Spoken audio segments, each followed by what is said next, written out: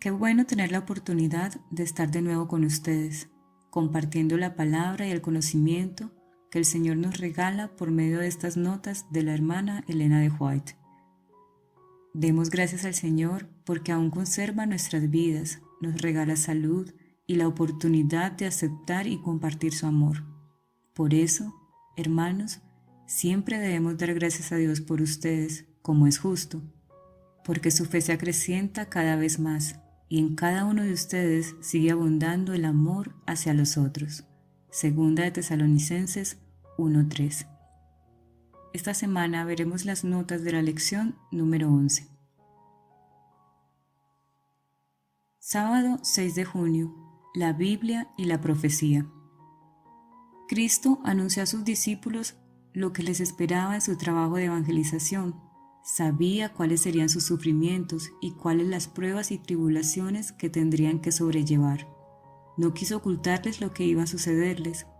No fuese que las dificultades al sobrevenir repentinamente hiciesen vacilar su fe. Y ahora os lo he dicho antes que suceda, dice él, para que cuando suceda creáis. Juan 14:29. La prueba, en vez de minar su fe, debía afirmarla. Unos a otros debían repetirse. Nos había dicho que esto vendría y cómo hacerle frente.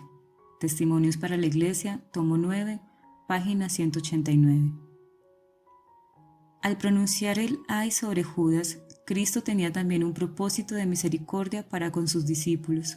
Les dio así la evidencia culminante de su carácter de Mesías. Os lo digo antes que se haga, dijo, para que cuando se hiciere creáis que yo soy.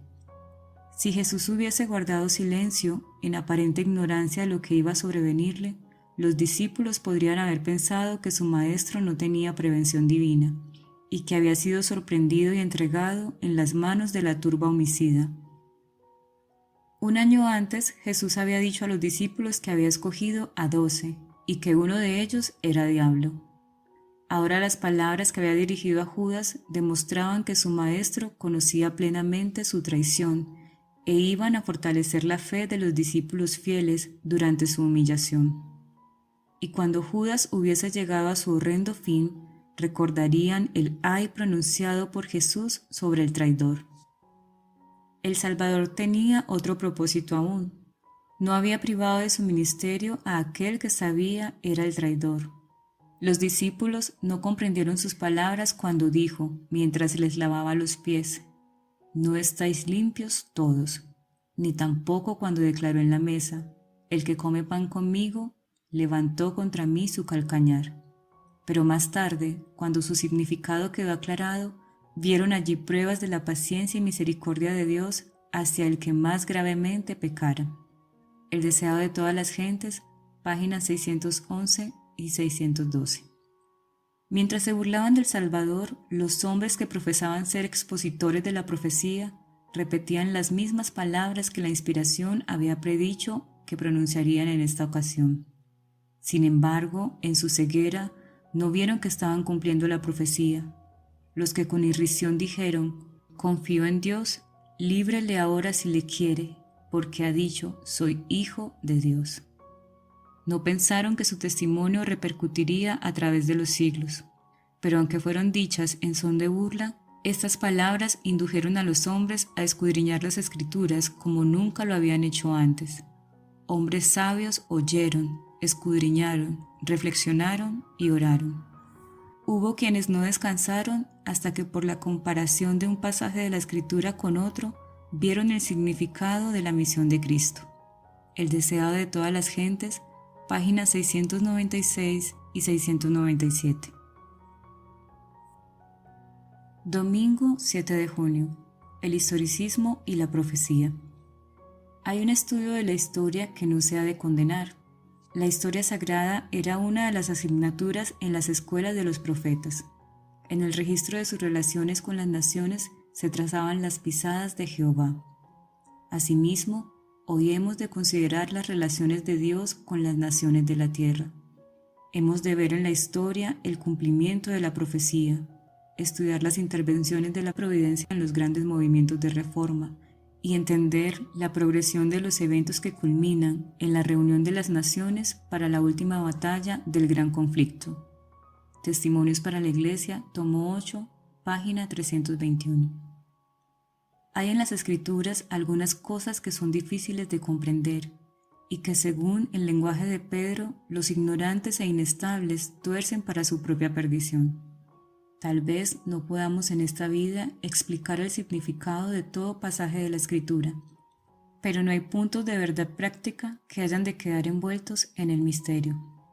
Cuando llegue el momento en que, según la providencia de Dios, el mundo deba ser probado respecto a la verdad para este tiempo, su espíritu inducirá a las mentes a escudriñar las Escrituras, aún con ayuno y oración, hasta que descubran eslabón tras eslabón y los unan en una cadena perfecta. Todo hecho que se relacione directamente con la salvación de las almas quedará tan claro que nadie necesitará errar ni andar en las tinieblas. A medida que hemos seguido la cadena de la profecía, se ha visto claramente y explicado la verdad revelada para nuestro tiempo. Somos responsables de los privilegios que disfrutamos y de la luz que resplandece sobre nuestra senda. Los que vivieron en generaciones pasadas fueron responsables de la luz que se dejó brillar sobre ellos. Su mente se preocupó con respecto a diferentes puntos de la Escritura que los probaban, pero no comprendían las verdades que nosotros comprendemos. No fueron responsables de la luz que no recibieron. Tuvieron la Biblia como nosotros, pero el tiempo en que debía revelarse la verdad especial relacionada con las escenas finales de la historia de esta tierra había de coincidir con las últimas generaciones que iban a vivir en la tierra. Testimonios para la Iglesia, tomo 2, páginas 609 y 610.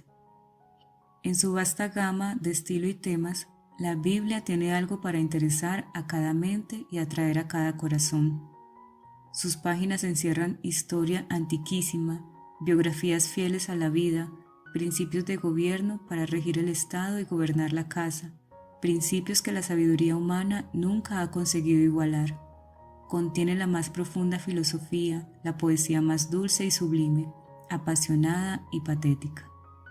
Los escritos de la Biblia, aún considerados de esta manera, son inconmensurablemente superiores en valor a las producciones de cualquier autor humano, pero considerados en su relación con su gran pensamiento central, son de alcance infinitamente más amplio, de valor infinitamente mayor. Desde este punto de vista, cada tema adquiere nuevo significado. En las verdades más sencillamente enunciadas se encierran principios tan altos como el cielo y que abarcan la eternidad. La Educación, página 125. Lunes 8 de junio. El principio de día por año. El mensaje evangélico, tal como lo daba el Salvador mismo, se basa en las profecías. El tiempo que él declara cumplido era el periodo dado a conocer a Daniel por el ángel Gabriel. 70 semanas, dijo el ángel, están determinadas sobre tu pueblo y sobre tu santa ciudad, para acabar la prevaricación y concluir el pecado y expiar la iniquidad, y para traer la justicia de los siglos y sellar la visión y la profecía, y ungir al Santo de los Santos. Daniel 9:24. En la profecía, un día representa un año. Ver Números 14:34 y Ezequiel 4:6. Las 70 semanas o 490 días representaban 490 años y se había dado un punto de partida para este periodo. Sepas pues y entiendas que desde la salida de la palabra para restaurar y edificar a Jerusalén hasta el Mesías príncipe habrá 7 semanas y 72 semanas. Daniel 9:25. 79 semanas, es decir, 483 años. La orden de restaurar y edificar a Jerusalén, completada por el decreto de Atarjerjes Longímano, ver Esdras 6:14 y 7:1 al 9, entró a regir en el otoño del año 457 a.C. Desde ese tiempo, 483 años llegan hasta el otoño del año 27 de Jesucristo, según la profecía. Este periodo había de llegar hasta el Mesías, el ungido. En el año 27 de nuestra era, Jesús, en ocasión de su bautismo, recibió la unción del Espíritu Santo y poco después empezó su ministerio. Entonces fue proclamado el mensaje: el tiempo es cumplido. El deseado de todas las gentes, página 200. Las grandes verdades reveladas por la palabra del Redentor están destinadas a aquellos que investigan la verdad para encontrar los tesoros escondidos. Daniel era un hombre de edad. Su vida había transcurrido entre las fascinaciones de una corte pagana, y su mente estaba fatigada con los asuntos de un gran imperio. Sin embargo, él se aparta de todas estas cosas para afligir su alma delante de Dios y buscar un conocimiento de los propósitos del Altísimo. Y en respuesta a sus súplicas se le envía luz de las cortes del cielo, destinada a aquellos que vivieran en los días finales. ¿Con qué fervor, pues, deberíamos buscar a Dios, a fin de que Él nos abra nuestro entendimiento, para comprender las verdades que nos fueron traídas del cielo? La edificación del carácter, página 48. Estamos viviendo en medio de las escenas finales de la historia de esta tierra. Las profecías se están cumpliendo rápidamente.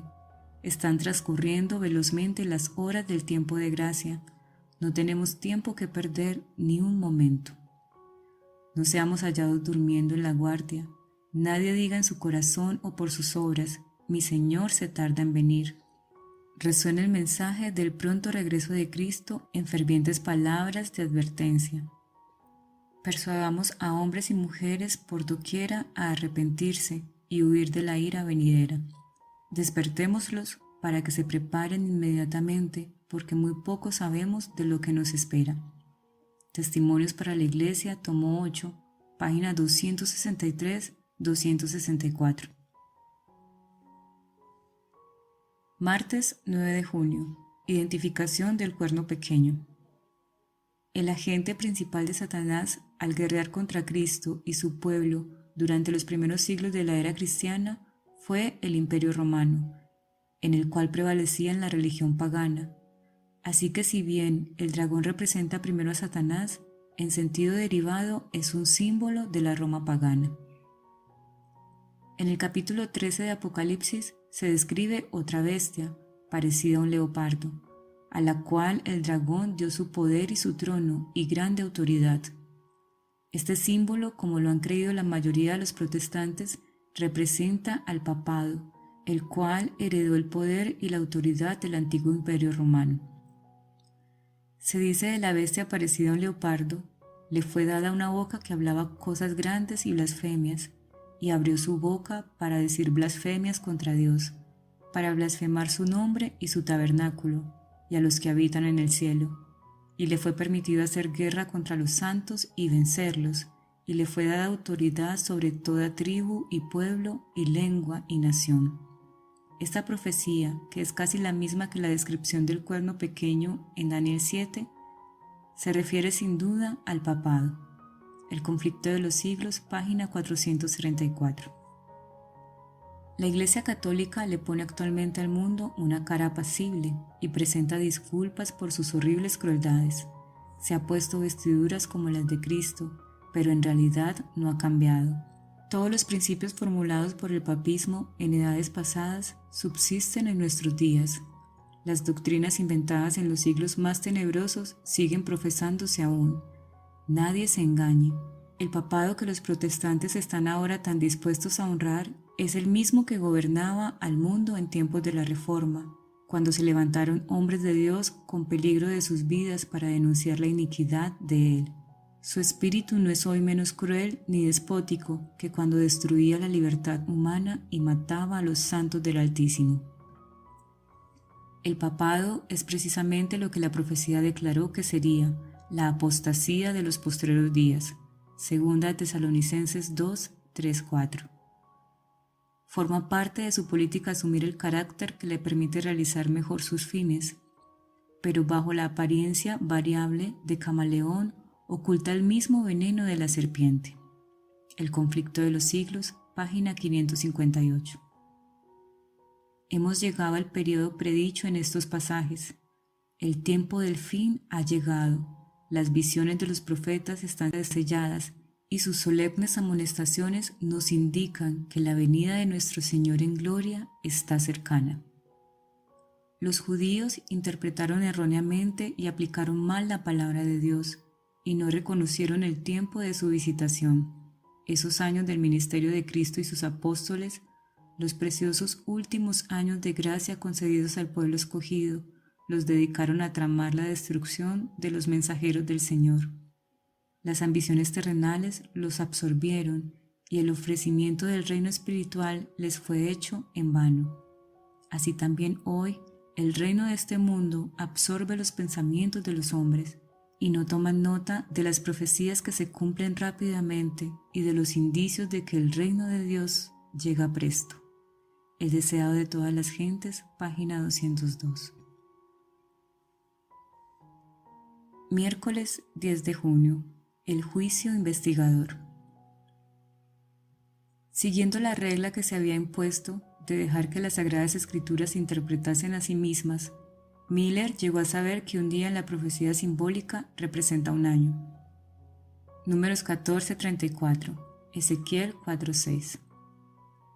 Vio que el periodo de los 2300 días proféticos o años literales se extendía mucho más allá del fin de la era judaica y que por consiguiente no podía referirse al santuario de aquella economía. Miller aceptaba la creencia general de que durante la era cristiana la tierra es el santuario y dedujo por consiguiente que la purificación del santuario predicha en Daniel 8:14 representaba la purificación de la tierra con fuego en el segundo advenimiento de Cristo. Llegó pues a la conclusión de que si se podía encontrar el punto de partida de los 2300 días, sería fácil fijar el tiempo del segundo advenimiento. El conflicto de los siglos, página 324. El servicio del sacerdote durante el año en el primer departamento del santuario, adentro del velo, que formaba la entrada y separaba el lugar santo del atrio exterior, representa la obra y el servicio a que dio principio Cristo al ascender al cielo. La obra del sacerdote en el servicio diario consistía en presentar ante Dios la sangre del holocausto, como también el incienso que subía con las oraciones de Israel. Así es como Cristo ofrece su sangre ante el Padre en beneficio de los pecadores, y así es como presenta ante Él, además, junto con el precioso perfume de su propia justicia, las oraciones de los creyentes arrepentidos. Tal era la obra desempeñada en el primer departamento del santuario en el cielo. Este ministerio siguió efectuándose durante 18 siglos en el primer departamento del santuario. La sangre de Cristo, ofrecida en beneficio de los creyentes arrepentidos, les aseguraba perdón y aceptación cerca del Padre. Pero no obstante, sus pecados permanecían inscritos en los libros de registro. Como en el servicio típico, había una obra de expiación al fin del año. Así también, antes de que la obra de Cristo para la redención de los hombres se complete, queda por hacer una obra de expiación para quitar el pecado del santuario. Este es el servicio que empezó cuando terminaron los 2300 días. Entonces, así como lo había anunciado Daniel el profeta, nuestro sumo sacerdote entró en el lugar santísimo para cumplir la última parte de su solemne obra, la purificación del santuario.